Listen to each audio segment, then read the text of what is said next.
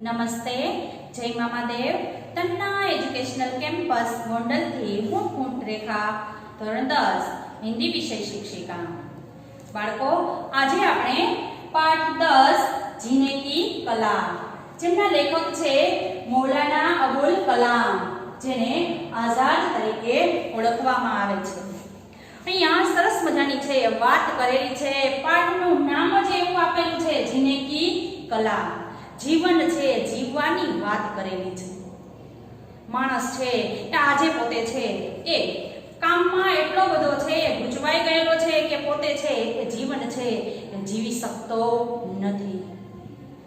અહીંયા લેખક છે એ કહે છે કે જીવન એક જ વાર મળે છે, તો એને જીવી લ્યો, મોજ શોખથી જીવી લ્યો. પરંતુ માણસ એવું કરે છે કે પોતે કોઈક સારું કાર્ય કરે અને સારું કાર્ય કરી અને પોતે છે પોતાનું જીવન છે એ પસાર કરવા માંગતા હોય છે. પરંતુ લેખક છે એવું કહે છે કે એક જીવન જીવવું ને એ જ એક મોટું કાર્ય છે. શું કહે છે? જીવન જીવવું. અને એ જીવન કેવું જીવવું? તો કે ખૂબ છે એ સારી રીતના જીવવું. એ સારી રીતના જીવન જીવવું એ જ એક મોટી છે ઈ કળા છે અને એ જ એક મોટું કાર્ય છે. આવું કોણ કહે છે? લેખક છે ઈ કહે છે. માણસ છે ઈ આજે પોતાનું જીવન છે ઈ શેમાં પસાર કરે છે? તો કે પોતાને કંઈક ને કંઈક ચાહ હોય છે, હું આના પછી આ મેળવું. સાયકલ હોય તો શું હોય છે? તો કે મને છે ટુ વ્હીલ મળી જાય, ટુ વ્હીલ હોય તો ફોર વ્હીલ મળી જાય. માણસ છે એ પોતે છે એ મેળવવામાં ને મેળવવામાં પોતે વધારે પડતો છે કાર્યભારમાં વ્યસ્ત રહે છે, પૈસા કમાવામાં વ્યસ્ત રહે છે અને પોતે પોતાનું જીવન છે એ જીવવાનું ભૂલી જાય છે. આજુબાજુમાં પણ ઘણું સારું વાતાવરણ હોય છતાં પણ એનું ધ્યાન એના ઉપર જતું નથી. તો અહીંયા લેખક એવું જ કહે છે કે જીવન સારી રીતના જીવવું એ જ એક મોટું કાર્ય છે, નહીં કે કાંઈ બીજું. મરી જવું તો સાવ સહેલું છે. આવું લેખકનું મંતવ્ય છે કે મરી જવું તો સાવ સહેલું છે, પરંતુ સારી રીતના જીવન જીવી જવું એ જ એક મોટી વાત છે, એ જ એક મોટી સમસ્યા છે. અને જો તમે સારી રીતના જીવી જાઓ તો એ સમસ્યા છે એ આપોઆપ હલ થઈ જાય છે. ખુશ રહ્યો, ગમે તેવી મુશ્કેલી હોય છતાં પણ ખુશ રહી અને જીવન જીવો તો તમારી છે એ મુશ્કેલી આપોઆપ દૂર થઈ જશે. આવું લેખકનું માનવું છે. અને પોતે છે એ થોડા ઘણા છે આપણને ઉદાહરણ પણ આપે છે.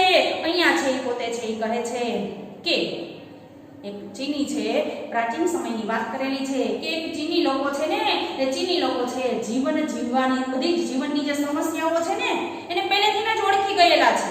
કોણ?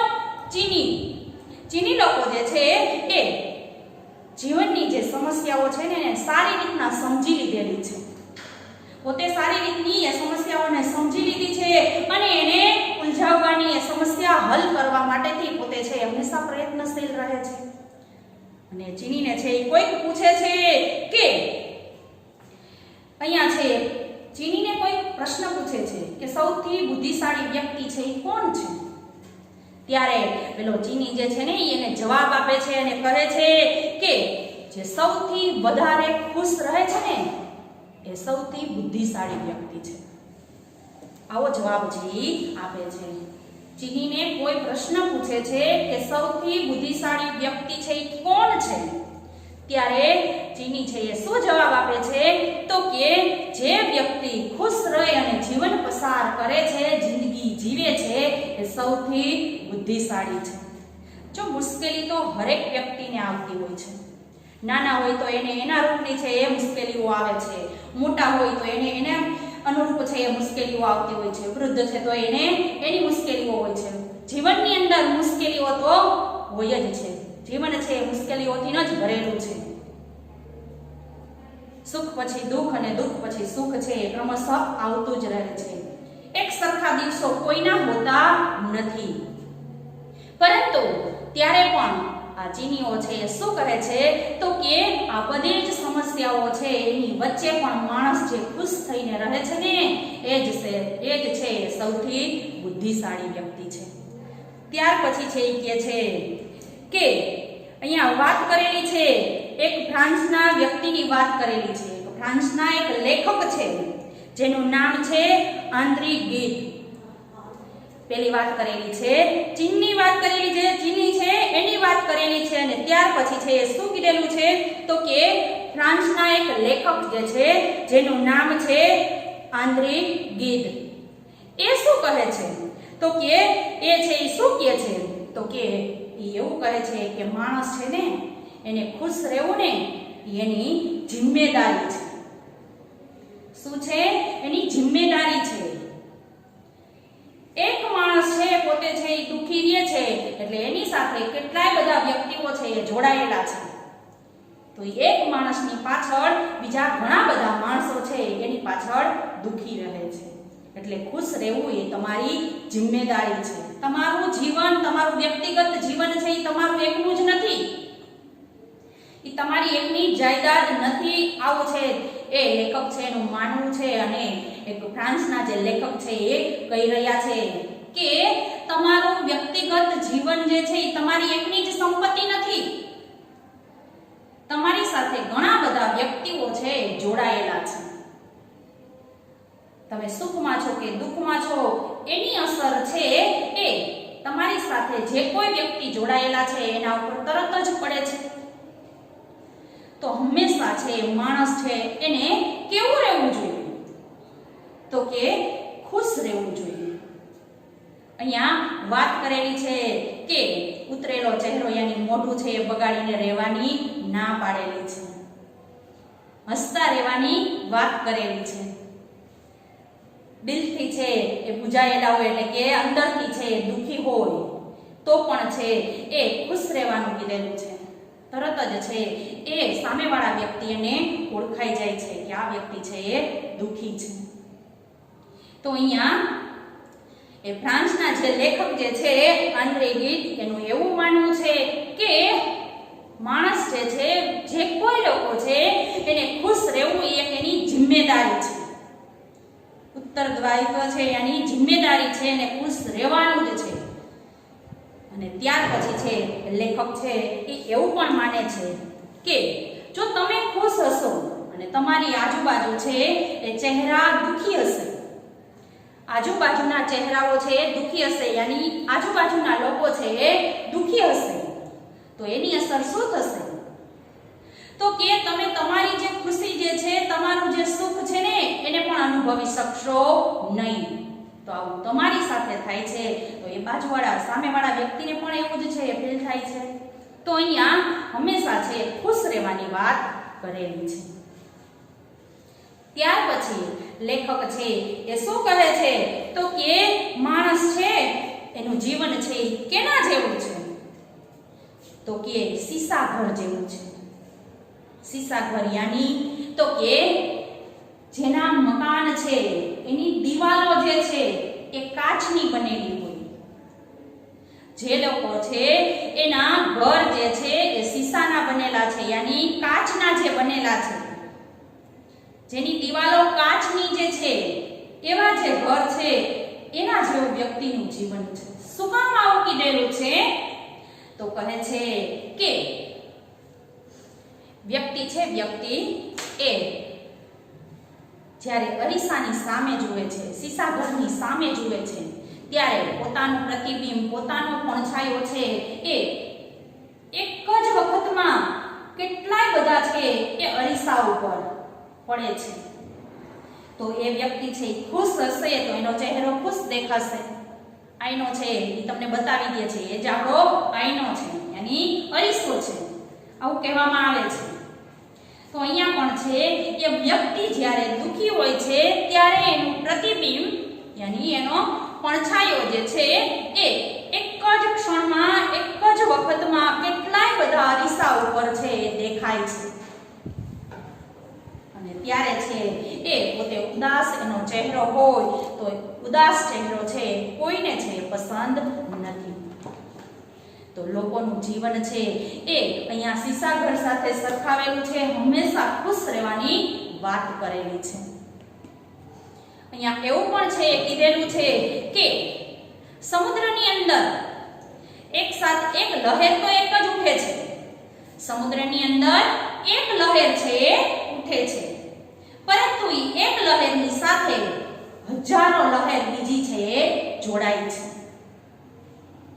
સમુદ્રની અંદર એક જ લહેર છે એ ઉઠે છે અને એક લહેરની સાથે હજારો લહેરો છે એની સાથે જોડાય છે.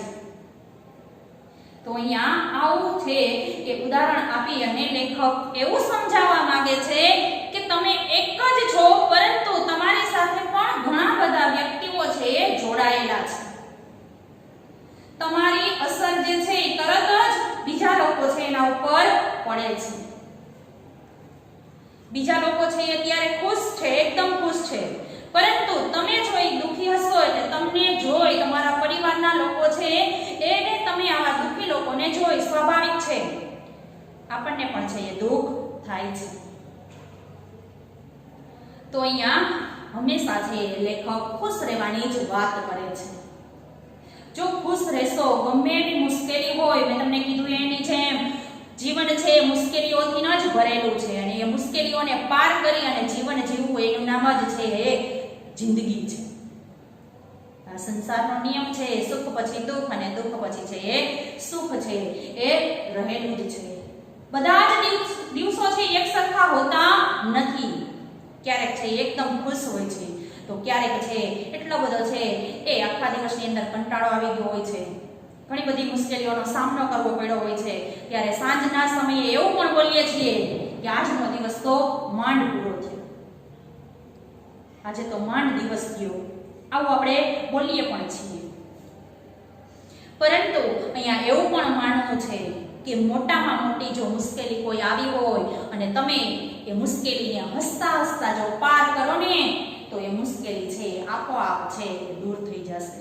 પરંતુ તમે એનો બોજ લઈ અને ભર્યા રાખશો, મોઢું ચડાવ્યું હશે, અંદરથી ખૂબ જ દુઃખી હશો, કોઈની સામે બોલશો નહીં, આજુબાજુવાળા સાથે છે તમે ગુસ્સામાં વાત કરશો તો સમસ્યા છે એ વધારે વધતી જશે, એનું સમાધાન થશે નહીં.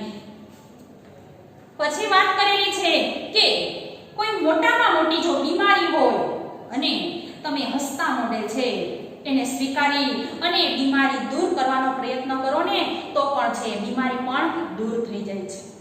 પરંતુ મનમાં ઘૂસી જાય કે ઓ હું તો હવે જીવીશ નહીં, મારું મૃત્યુ થઈ જશે, જે આવું છે જે લોકો વિચારે છે એ વહેલી તકે હકીકતમાં જ એનું મૃત્યુ થઈ જાય છે. તો અહીંયા લેખકનું માનવું એવું છે કે જીવનની અંદર જે કોઈ સમસ્યાઓ આવે છે એને હસતા મોઢે છે એને એમાંથી પસાર થાવ, એ સમસ્યા છે એનું સમાધાન લઈ આવો. જીવનની અંદર ઘણી બધી છે કે આવી કોઈ બીમારીઓ આવે છે તો એમાંથી છે એ ઉગરવાની રસ્તા છે હસતા મોઢે છે તમે રહેશો તો એ બીમારીમાંથી પણ તમે પસાર થઈ જશો. અહીંયા છે એ લેખક છે ઘણા બધા છે હસતા જે ચહેરાઓ છે એની વાત કરેલી છે. દાખલા તરીકે સૂરજ છે એનું મસ્તક નીચે નમેલું છે, હસતા મોઢે છે એ રોજ છે એ ઉગે છે. સૂરજ છે એની વાત કરેલી છે, ચંદ્ર છે એની ચાંદની જે શીતળ ચાંદની છે એની વાત કરેલી છે, ટમટમતા જે તારલાઓ છે એની વાત કરેલી છે, વહેતા ઝરણા, પક્ષીઓનો કલરવ, નદી નાળા, પછી તો કે પર્વતો, પંખીઓ, આ બધા જ છે એ હસતા હોય છે. ફૂલ છે સરસ મજાના ખીલતા હોય છે, છોડ જે છે એ પણ સરસ મજાના આપણને પ્રસન્ન રહેવાની છે એ વાત કરે છે. તો અહીંયા છે એ એવું કહે છે કે આ બધા જે છે ને સૂરજ, ચાંદ, તારાઓ, પછી વહેતા ઝરણાઓ, પક્ષીઓ અને ખીલતા ફૂલ, આ બધા પાસેથી આપણે શું શીખવાનું છે તો કે આપણે ખુશ રહેવાનું શીખવાનું છે. એ હંમેશા ખુશ જ હોય છે. સૂરજ રોજ છે એ આપણને પ્રકાશ પાથરે છે, આપણને પ્રકાશ આપે છે. ચાંદ છે એ સરસ મજાની આપણને છે રાતના છે ચાંદની આપે છે, યાની પ્રકાશ આપે છે. સરસ મજાના આભની અંદર તારાઓ છે ટમટમતા હોય છે, પ્રકાશિત હોય છે, ઝળહળતા હોય છે. એને જોવા છે એ તમને ગમે છે. આ બધા જ છે એ કુદરતી નજારાઓ છે. સરસ મજાની ચારે બાજુ ગ્રીનહરી હોય અને તમને એ જોવી ગમે જ છે. એને જોતા જ તમે છે શું થઈ જશો તો કે ખુશ થઈ જશો. વહેતા ઝરણાઓ કોને ના ગમે? સરસ મજાનો પક્ષીઓનો કલરવ સૌને સાંભળવો ગમે. પછી સરસ મજાના રંગબેરંગી ફૂલો છે એ હરેકને ગમે છે. જો ફૂલ ન ગમતું હોય તો બીજી તો વાત જ શું, એટલે હરેકને છે એ ફૂલ છે એ ગમતા જ હોય છે. તો આ બધા જ જે છે ને એ શું આ માણસને શીખવે છે, મનુષ્યને શું શીખવે છે તો કે હસતા રહો. ગમે તેવી પરિસ્થિતિમાં તમે હસતા રહો. એ પણ છે બધી જ ઋતુઓનો છે પોતે સામનો કરે છે. ફૂલ જે છે, ફૂલ, પશુ પક્ષી, વહેતા ઝરણાઓ એ પણ છે એ બધી જ ઋતુઓનો સામનો કરે છે. આંધી તુફાન, તડકો, ઠંડી, વરસાદ આ બધાનો છે એ સામનો કરે છે અને છતાં પણ છે એ લોકોને ખુશ રહેવાની પ્રેરણા આપે છે.